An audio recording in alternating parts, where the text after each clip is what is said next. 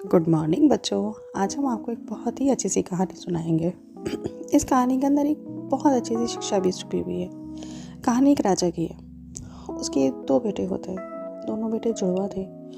उसमें ना कोई बेटा बड़ा था और ना ही कोई छोटा था। राजा ने अपने दोनों बेटों की परवरिश भी बिल्कुल एक सी की थी। एक सी उनको एजुकेशन दी थी। एक इस तरह से उनको सारे हुनर सिखाए थे। धीरे धीरे करके बच्चे बड़े हो जाते हैं और राजा बूढ़ा हो जाता है। अब वह समय आ जाता है जब राजा को उन दोनों बच्चों में से किसी एक को अपना राजपाट देना था। अब दोनों में जब कोई बड़ा या कोई छोटा ही नहीं था, तो ये डिसाइड करना बहुत मुश्किल था कि किसको अपना राजपाट सौंपा जाए।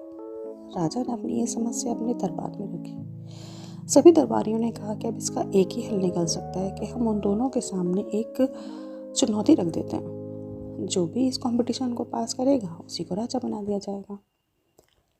अब चुनौती भी इस तरह से होनी चाहिए कि वो दोनों के लिए इक्वल हो, लेकिन उसके अंदर दोनों की समझ बूझ और इस बात का फैसला हो सके कि जब कोई समस्या आए तो दोनों में से कौन सा बच्चा ऐसा हो, कौन सा राजा इस प्रकार से निकले कि वो समस्या में से बाहर निकलने का ऐसा रास्ता निकाले जो सबके लिए अच्छा हो। बहुत सोचने के बाद राजा ने अपने दोनों बेटों को कहा, एक खाली कमरा दिया। दोनों कमरों की लंबाई चौड़ाई ऊंचाई एक बराबर थी।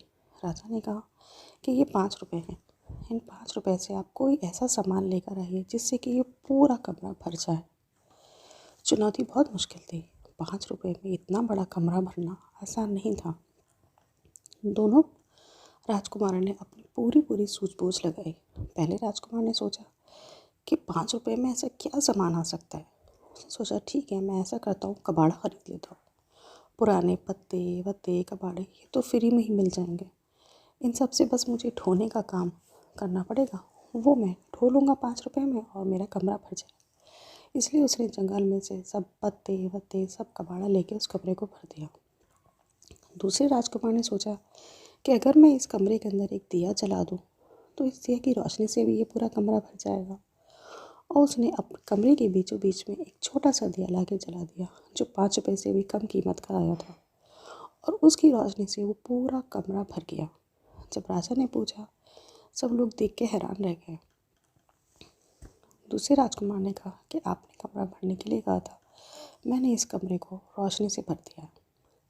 इसी प्रकार बच्चों, हम कह सकते हैं कि हमारे पास जो रोशनी है, जो ऊर्जा है, उसको भी हम थोड़ी से, अगर हमारे पास सहूलतें नहीं हैं, फैसिलिटीज़ नहीं हैं, सुविधाएं नहीं हैं, लेकिन हम पर ज्ञान है, हम पर रोशनी है, हम पे कुछ करने की एक चाहत है, तो वो करके हम कम से कम सुविधाओं में भी बहुत रोशनी, बहुत उजाला फैला सकते हैं। बस मेरा एक यही संदेश था कि सुविधाओं का होना ज़रूरी है, पर इतना भी ज़रूरी नहीं है कि उसके अंदर, कि आपके अंदर की रोशनी, आपके अंदर की चुनौतियाँ, आपके अंदर की ताकत उसके ऊपर, उससे आगे ना निकल सके। Thank you.